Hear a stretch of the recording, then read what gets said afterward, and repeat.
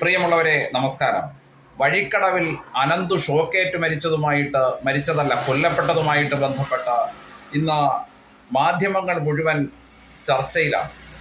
മാധ്യമങ്ങൾ ചർച്ച ചെയ്യുന്നത് വന്യജീവി ആക്രമണവും നിലമ്പൂർ തെരഞ്ഞെടുപ്പും ഒക്കെ കൂട്ടിക്കലർത്തിയിട്ടാണ് ചർച്ചകൾ അങ്ങനെ പുരോഗമിച്ച് മുന്നോട്ട് പോകുന്നത്. അനന്തുവിൻ്റെ മരണം കൊലപാതകമാണ് എന്ന് എന്തുകൊണ്ടാണ് നമ്മൾ തുടക്കം മുതൽ പറഞ്ഞത്? വൈദ്യുതി ലൈനിൽ നിന്ന് പന്നിയെ പിടിക്കാൻ വേണ്ടിയിട്ട് ഇലക്ട്രിക് ലൈൻ അനധികൃതമായിട്ട് വലിച്ച് പന്നിക്കൊരുക്കിയ കെണി, അതാണ് അനന്തുവിൻ്റെ മരണകാരണമായത്.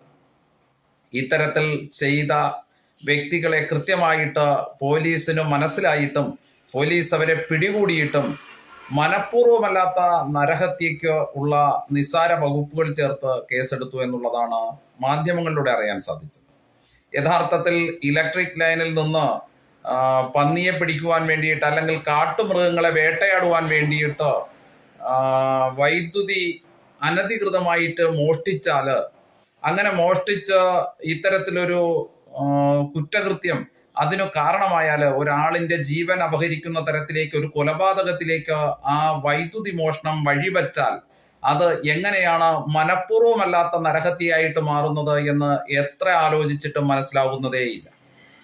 ഇത് കൃത്യമായിട്ടുള്ള വൈദ്യുതി മോഷണം, അതുപോലെ തന്നെ ഇങ്ങനെ ഒരു മനുഷ്യന്റെ ജീവൻ അപഹരിച്ചത് വഴി നടന്ന കൊലപാതകം, ഇത്തരത്തിലുള്ള കൊലപാതകം ഉൾപ്പെടെയുള്ള വകുപ്പുകൾ ചേർത്ത്, വൈദ്യുതി മോഷണം ഉൾപ്പെടെയുള്ള വകുപ്പുകൾ ചേർത്ത് അറസ്റ്റ് ചെയ്ത് ഇയാളെ കൃത്യമായിട്ട് മാതൃകാപരമായിട്ടുള്ള ശിക്ഷ നൽകേണ്ടതായിട്ടുള്ള വിഷയത്തിൽ ഇടതുപക്ഷ രാഷ്ട്രീയ പാർട്ടി കേന്ദ്രത്തിന് പഴിചാരിക്കൊണ്ടും വലതുപക്ഷ രാഷ്ട്രീയ പാർട്ടി കേന്ദ്രത്തിന് പഴിചാരിക്കൊണ്ടും ഇത് വന്യജീവി ആക്രമണത്തിൽ നിന്ന് രക്ഷ നേടുവാൻ വേണ്ടിയിട്ട് സാധാരണഗതിയിൽ ഈ വനവാസ മേഖല, അതിർത്തി പ്രദേശങ്ങൾ, വനങ്ങളോട് കൂടിയിട്ടുള്ള ജനവാസ മേഖലകൾ സാധാരണഗതിയിൽ ജനങ്ങൾ അവലംബിക്കുന്ന സ്വയരക്ഷാ മാർഗമാണ് ഈ ഇത്തരത്തിലുള്ള വൈദ്യുതി കമ്പിയൊക്കെ ഇത്തരത്തിൽ ചെയ്യുന്നത് എന്നുള്ള ന്യായീകരണങ്ങളൊക്കെയാണ് ഈ ചർച്ചകളിലൊക്കെ ഉയർന്നു വരുന്നത്.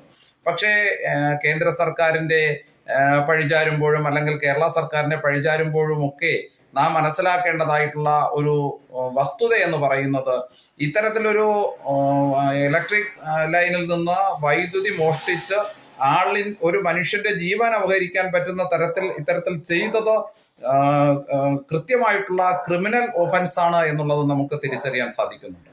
അതുകൊണ്ട് അതിനെ ന്യായീകരിക്കുവാൻ വേണ്ടിയിട്ട്, അതിനെ ജസ്റ്റിഫൈ ചെയ്തുകൊണ്ട് പ്രതിയെ രക്ഷപ്പെടുത്തുവാൻ വേണ്ടിയിട്ട് നടത്തുന്ന രാഷ്ട്രീയ സ്വാധീനങ്ങൾ അല്ലെങ്കിൽ രാഷ്ട്രീയ ഇടപെടലുകളായിട്ടാണ് മറ്റു വിവാദങ്ങളെ അല്ലെങ്കിൽ മറ്റു ന്യായീകരണങ്ങളെയൊക്കെ നമുക്ക് മനസ്സിലാക്കാൻ സാധിക്കുക.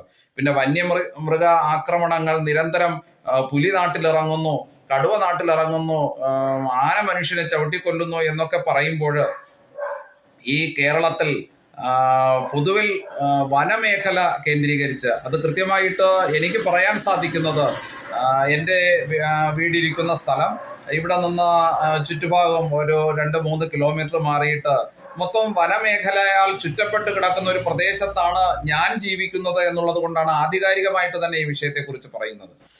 നമ്മുടെ സാധാരണഗതിയിൽ നിലനിന്നിരുന്ന വനമേഖലയെല്ലാം ഇന്ന് സർക്കാർ വെട്ടിത്തെളിച്ച് അവിടെ സർക്കാരിൻ്റെതായിട്ടുള്ള പ്ലാന്റേഷൻ, അത്തരത്തിലുള്ള ചെടികൾ വച്ചുപിടിപ്പിക്കുകയും അൽക്കേഷ്യയും യുക്കാലിയും പോലുള്ള പ്ലാന്റേഷൻ നിലവിൽ വരികയും, അതുപോലെ തന്നെ വന്യജീവികൾക്ക് വനത്തിൽ ഭക്ഷണം തേടി വനത്തിൽ ജീവിച്ചിരുന്ന ജീവികൾക്ക് അവിടെ ഭക്ഷണവും വെള്ളവും മറ്റ് അവരുടേതായിട്ടുള്ള ജീവിത സൗകര്യങ്ങൾ കിട്ടാതെയും വരുമ്പോൾ സ്വാഭാവികമായിട്ടും നാട്ടിലേക്ക് ഇറങ്ങുക എന്നുള്ള പ്രവണത, അത് നാം മുൻകൂട്ടി തിരിച്ചറിയേണ്ടിയിരുന്നു.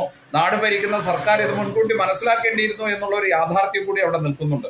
അപ്പോൾ വനമേഖലയെ ചൂഷണം ചെയ്യുവാൻ വേണ്ടിയിട്ട്, വനവിഭവത്തെ ചൂഷണം ചെയ്യുവാൻ വേണ്ടിയിട്ട് മനുഷ്യർ എത്രത്തോളം തയ്യാറായോ അതിനനുസരിച്ച് വനത്തിൽ ജീവിക്കുന്ന ആ ജീവജാലങ്ങൾക്ക് അതിൻ്റെതായിട്ടുള്ള ആവാസ വ്യവസ്ഥയിലുണ്ടായിട്ടുള്ള ബുദ്ധിമുട്ടാണ് ഇന്ന് നാട്ടിൽ പ്രതിഫലിക്കുന്നത് എന്നുള്ള യാഥാർത്ഥ്യം കൂടി നമ്മൾ മനസ്സിലാക്കണം. പക്ഷേ മനുഷ്യർ വന്യമൃഗങ്ങളാൽ ആക്രമിക്കപ്പെടുന്നത് അപലനീയം തന്നെയാണ്.